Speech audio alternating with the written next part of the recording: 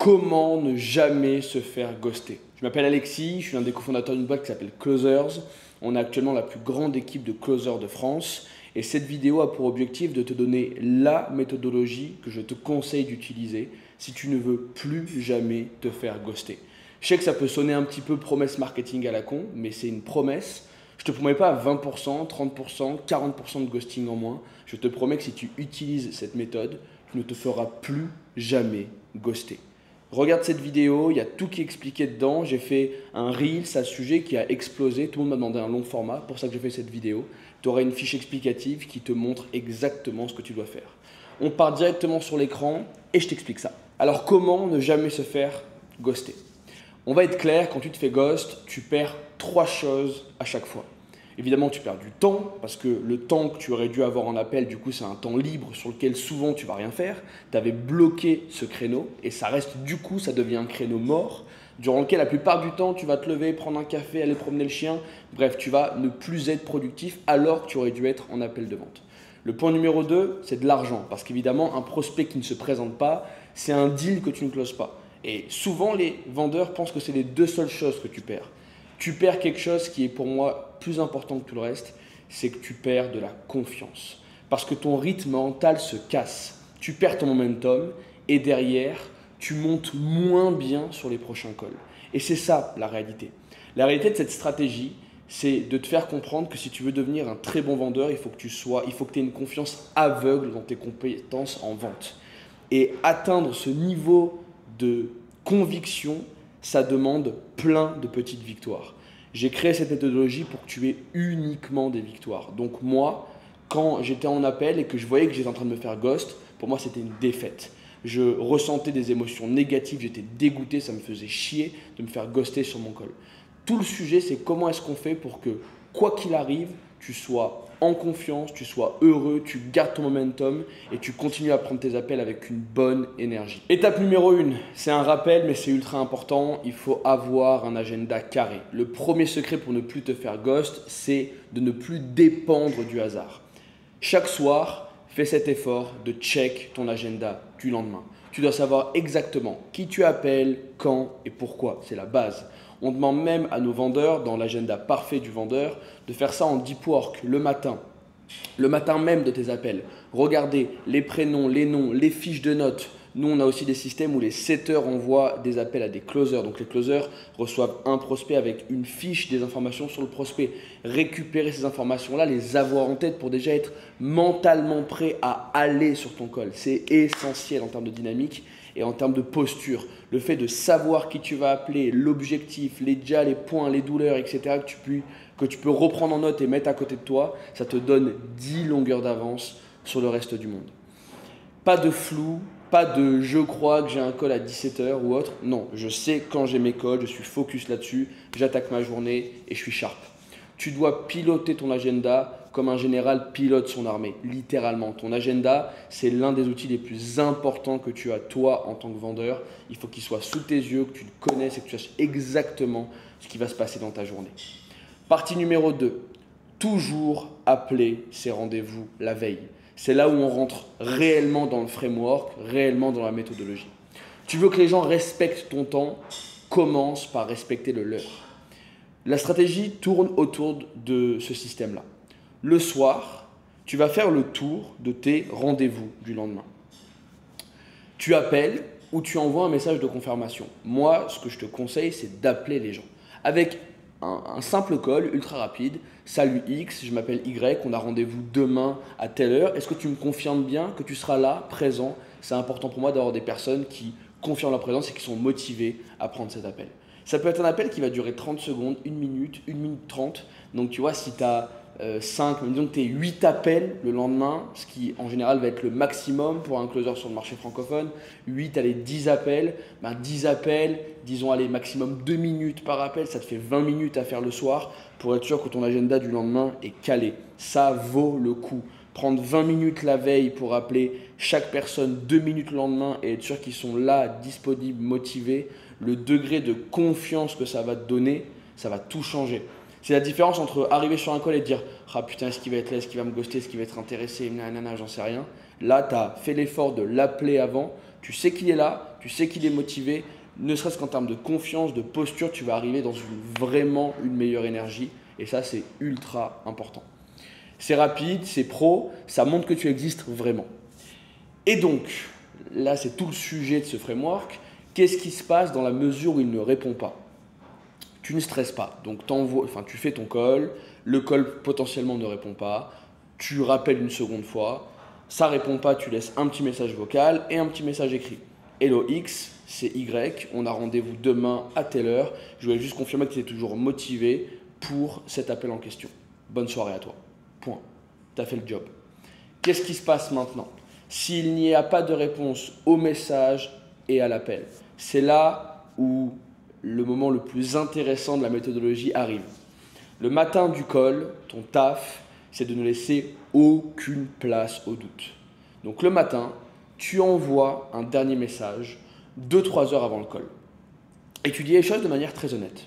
Hey X, je te renvoie un message pour avoir une dernière confirmation pour notre call aujourd'hui à telle heure.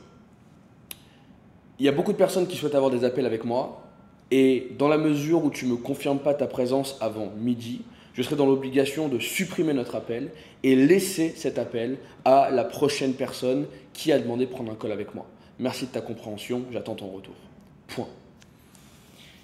Et là, évidemment, tu te tiens à ton plan.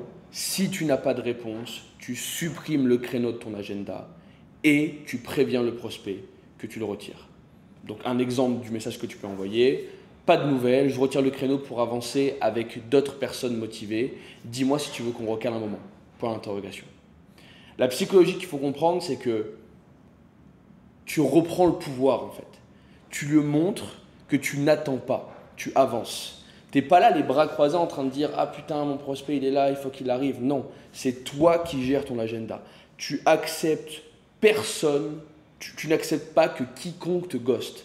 Et ça, en termes de psychologie, pour toi, ça va tout changer. Parce qu'en fait, du coup, dans la mesure où la personne ne vient pas, c'est pas grave. Tu l'as supprimé de ton créneau et tu as encore 1 ou 2 heures devant toi avant ton appel pour appeler tes prospects du lendemain pour les faire venir. Ça va être l'étape suivante de laquelle on va discuter. Et si le gars vient, c'est cool, tu as gagné aussi. Quand tu utilises cette stratégie, tu gagnes dans 100% des cas. Tu reprends le pouvoir. Tu lui montres que tu n'attends pas, c'est toi qui avances. Qu'est-ce que tu fais du coup quand, malgré l'appel de la veille, le message de relance du matin, la personne ne vient pas? Du coup, tu enlèves le créneau de ton appel et tu vas appeler tes leads en avance. La meilleure façon de ne pas te faire ghost, c'est d'être en avance sur eux. Tu as un moment de libre, là du coup, tu étais censé avoir un appel de 15h à 16h. Il n'est pas là, du coup tu l'as supprimé de ton agenda, tu viens de t'offrir 1 heure de temps que tu peux gagner productivement. Et la différence, c'est que normalement quand tu te fais ghost, tu devais avoir un call à 15h, en fait tu apprends à 15h10 que tu t'es fait ghost parce que tu attends 10 minutes que ton prospect arrive. Imagine la galère énergétique dans laquelle ça te met. Tu sais que tu as un call qui arrive à 16h, là il est 15h10, tu te dis « Ah ouais non vas-y je vais attendre 16h parce qu'en fait là il me reste que 50 minutes, j'ai pas forcément le temps de prendre un autre call ». Tu es dans une galère. Tu n'as pas assez de temps pour faire autre chose, mais tu as trop de temps pour ne rien faire. Donc au final, tu ne sais pas trop quoi faire, tu fais rien, tu n'es pas productif, tu perds ton temps, c'est une galère sans nom. Si tu as un moment de libre dans ta journée, donc là tu sais que tu vas te faire ghost à 15h, tu as supprimé le rendez-vous, tu viens de te libérer 1 heure de 15 à 16, utilise ce moment. Appelle tes leads prévus plus tard dans la journée ou appelle tes leads prévus le lendemain. Beaucoup te répondront direct et tu gagnes du temps. Tu dois savoir quelque chose, il y a une équation qui doit exister. Alors je ne l'ai pas écrite, je n'ai pas sorti l'équation, mais en tout cas on le sait statistiquement, les leads closent plus vite, closent mieux s'ils sont appelés plus vite. Au plus tu rappelles tes prospects rapidement, au plus ils closent. Donc au lieu d'être là, bras croisés à dire je vais attendre 16 heures pour mon prochain call, non. Appelle les personnes, admettons que tu supprimes l'appel que tu devais avoir à 15h aux alentours de midi. Il te reste 3 heures pour appeler 3, 4, 5 leads que tu devais avoir aujourd'hui, demain, après-demain et les faire show up aujourd'hui dans 2 ou 3 heures. En faisant ça, ça montre une réelle énergie proactive. Ça montre que tu es présent et que tu n'es pas passif. Ça montre que, ok, là j'ai un truc de dispo. Hello X, je t'appelle, j'ai un trou aujourd'hui. Est-ce que c'est ok pour toi qu'on fasse le call maintenant pour essayer d'avancer le plus rapidement possible ensemble? Est-ce que c'est ok pour toi? J'ai vu que tes objectifs étaient importants, que tu avais envie d'avancer. Je te propose qu'on puisse se prendre aujourd'hui au lieu qu'on se prenne demain ou après-demain. Est-ce que ça fait sens pour toi? Voici l'énergie proactive dans laquelle tu dois être. Et ça montre que tu es présent, ça montre que tu n'es pas passif en train d'attendre les bras croisés. Ça apporte une valeur de dingue de faire ça à tes prospects. Et en faisant ça, là, littéralement, cette simple stratégie, tu fais partie du top 1% des meilleurs closers en France. Juste en faisant ça. Parce que personne ne le fait. Et donc, dans la mesure où tu arrives à décaler un lead d'un peu plus tard dans la journée ou un lead du lendemain aujourd'hui, félicitations, tu viens d'augmenter tes chances de convertir de X dizaines de pourcents. Réellement, c'est ça la réalité. Un lead, ce que tu dois avoir dans 3 jours, il a 3 jours pour aller regarder des avis négatifs sur toi, penser à autre chose, demander son avis à des gens qui vont lui dire que ce n'est pas intéressant de faire ça. Bref, que des galères. Si tu le prends tout de suite maintenant, le temps qu'il n'a pas, c'est du temps qu'il n'a pas pour prendre une décision qui va contre ce que tu es en train de faire. Prends-le le plus vite possible et convertis-le maintenant. Un closer qui appelle avant qu'on l'attende, c'est un closer qu'on n'oublie pas. Garde ça en tête. Si tu veux réussir à être dans les meilleurs closers en francophonie, tu dois faire ce que les gens ne font pas. Être plus proactif, plus professionnel. Take care, c'est ultra important. Et rappelle-toi de cette phrase, un closer qui appelle avant qu'on l'attende, c'est un closer qu'on n'oublie pas. Les gens que tu as au téléphone ont déjà eu peut-être 2, 3, 5, 10 appels de closing. Demande-toi comment est-ce que tu peux être différent des autres closers et apporter plus de valeur. Et enfin, évidemment, dernière partie, il va falloir que tu puisses relancer intelligemment les ghostés. Se faire ghost, ça arrive, mais ce qui compte, c'est ce que tu fais après. Quand tu supprimes un lead ghosté, tu ne l'oublies pas. Tu le relances à froid quelques jours plus tard. Et là, souvent, la question qu'on me pose, c'est « Ouais, mais attends, je l'ai supprimé. Si je lui renvoie un message, est-ce que j'ai pas l'air d'être ce mec qui court après les leads ?»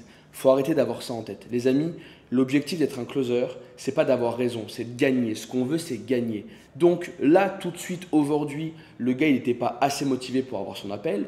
Tu supprimes son appel. Mais ce n'est pas parce qu'aujourd'hui, il n'était pas dans l'énergie d'avoir son appel qu'il ne le sera pas demain, après-demain, dans 5 jours ou une semaine. Donc on ne laisse tomber personne. On relance les personnes. C'est ultra important. L'objectif, c'est cette relance, c'est évidemment de comprendre pourquoi il a disparu. Donc ça peut ressembler à un truc du style « Hey prénom, hey X, je t'avais eu en visio la semaine dernière, t'avais l'air chaud, puis silence radio. Tout va bien ?» Point d'interrogation. Ou je t'ai appelé la semaine dernière, t'étais pas dispo, j'ai supprimé ton appel qu'on avait prévu. Qu'est-ce qui s'est passé? Est-ce que tu es toujours motivé à avancer? Tu laisses des portes ouvertes. Et surtout, tu apprends à lire les signaux faibles pour éviter que ça se reproduise. C'est ultra important. Tu vas du coup pouvoir utiliser des éléments de ton système, de ta méthodologie, dans tes appels de setting, potentiellement des appels de préqualification, en demandant, par exemple, il y a un truc qui se fait beaucoup et qui est intéressant aux États-Unis, c'est qu'à la fin de ton appel de setting, ton setter ou toi, tu peux dire un truc du style « Écoute X, il y a beaucoup de personnes qui nous disent qu'ils sont ultra motivées d'avancer et au final, on se rend compte qu'elles ne viennent même pas sur les appels. Donc dis-moi, toi, est-ce qu'il y a une raison qui pourrait faire que tu ne te présentes pas sur l'appel qu'on vient de réserver ensemble ?» Waouh! Et ça, tu peux avoir cette data uniquement si tu as fait ce genre d'effort, de comprendre d'où viennent les ghosts, qu'est-ce que tu peux optimiser, améliorer. C'est ultra important. En conclusion, un vendeur qui se fait ghost, ce n'est pas un manque de chance, c'est un manque de système. C'est ça que je vais te faire prendre conscience. Le ghost, te faire ghoster, te faire no-show, c'est ton choix à toi, c'est ta décision. Si tu décides d'utiliser une stratégie comme celle que je viens de te montrer, tu ne te fais plus ghost, plus jamais ghost dans ta vie. Quelqu'un qui n'est pas présent, qui ne répond pas à ton message, tu le dégages, t'appelles un prospect, le prospect vient à la place et tu augmentes tes chances de conversion sur ce prospect-là. Donc tu gagnes, félicitations. Dans la mesure où ton prospect vient, tu fais ton appel de closing, tu le déchires et tu gagnes aussi. Voilà comment gagner dans 100% des cas. Si les gens te ghostent, c'est parce qu'ils te voient comme une option. Le jour où tu leur montres que ton temps a de la valeur, ils arrêtent de te manquer de respect.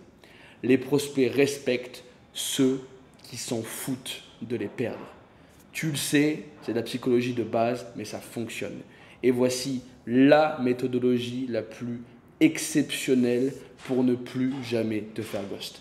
C'était un grand plaisir de t'avoir sur cette vidéo. Like, commente, abonne-toi. Si tu veux la fiche explicative, envoie-moi des messages juste en dessous et on te la mettra en bio pour la télécharger.